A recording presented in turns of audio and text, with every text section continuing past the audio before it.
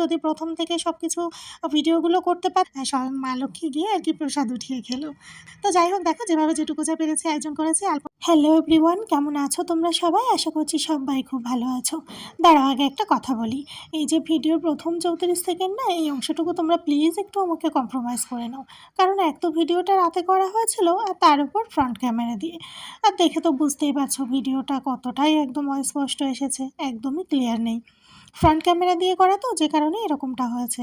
Rare দিয়ে করলে এরকম হতো না। তো যেহেতু আমি কাজে বিজি ছিলাম আর একা একা হাতে করছিলাম বলে তখন কোনোভাবেই আর কি উঠে স্ট্যান্ডে সেট করে করার মতো উপায় ছিল না। তোমরা ঘড়িতে পেছনে ফলো করেছো কি না জানি না, যে আমি মানে কটা বাজে তখন এই কাজগুলো করছিলাম। তখন কিন্তু 11:30 11:45 এরকমটাই বাজে। হয়তো বুঝতে পারোনি ভালো করে। তো যাই হোক, দেখো এটা হচ্ছে বাড়িতে পুজোর দিনের একটা ভিডিও। অনেক দিন আগের একটা ভিডিও, আর অনেক দিন পরে তোমাদের সাথে শেয়ার করছি। জানি এখন এই পুজোর ভিডিওর সাথে তোমরা সেই পুজোর আমেজটুকুই পাবে না, কিন্তু কি বলো তো, আসলে এটা যেহেতু অনেক দিন আগের ভিডিও, তো আমি না তারপরে একটু বিজি হয়ে গেছিলাম। যদিও এখনও একটু বিজি আছি, আর তার উপর নানান রকমভাবে আমার খুব শরীর খারাপও হয়ে গেছিলো। তো যার জন্য আর কি ভিডিওটা গ্যালারিতেই পড়েছিল, কোনোভাবে এডিট করে পোস্ট করব সেই সময় সুযোগটাই আমার হচ্ছিল না। তো সেজন্য একটু লেট হয়ে গেছে। আর হ্যাঁ, এবার একটু ডিটেলসে বলি। এটা হচ্ছে বাড়িতে আমার ঘরে লক্ষ্মী পুজোর ভিডিও। সাধারণত জানো তো, আমরা ছোটোবেলা থেকে আমি ঘরে কোজাগরি লক্ষ্মী পুজোটা দেখে এসেছি, মানে আমার পরিবারে। তো সেক্ষেত্রে আমি কোজাগরি লক্ষ্মী পুজোটা করতে বেশি আর কি ইচ্ছুক হই। তো প্রতি বছরই কোনো না কোনো সমস্যা অসুবিধা এসে উপস্থিত হয়। তো এই পরপর ২ বছর এরকম হওয়াতে আমি বুঝতেই পেরেছি যে মা লক্ষ্মী নিশ্চয়ই চাইছেন যে যেহেতু আমি বাইরে আছি, তো এখানকার নিয়ম অনুসারে মানে এখানে নন বেঙ্গলরা ঘরে লক্ষ্মী পুজোটা জানো তো দিওয়ালির দিনে করে। মানে দীপাবলিতে যে হয় না তা কিন্তু নয়, এটাও হয়, কিন্তু এক পরিবারে তো এক রকমভাবে প্রচলিত থাকে। তো সেজন্যই আর কি। তো যাই হোক, দেখো সেরকমই আমারও কোজাগরিতে পুজোটা হয়নি। একটু অসুবিধা হয়ে গেছিলো। তো সে কারণে আর কি আমি দীপাবলির দিন পুজোটা করেছি। মানে মেন যেদিন কালী পুজোর অমাবস্যাটা লাগে সেই দিনেই পড়ে। তো অতটা বেশি ডিটেলসে ভিডিওগুলো প্রথম থেকে আর কি রেকর্ড করতে পারিনি। বুঝতেই পারছো ঘরে পুজো থাকলে।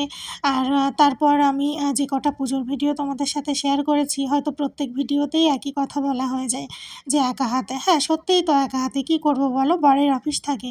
আর এদিকে আমি সব কিছু বাজার ঘাট থেকে শুরু করে, মানে বাড়িতে পুজো থাকলে নিশ্চয়ই তোমরা বুঝতে পারবে যে একটা ঘরের মেয়ে বউয়ের উপর দিয়ে কতটা চাপ প্রেশার যায়।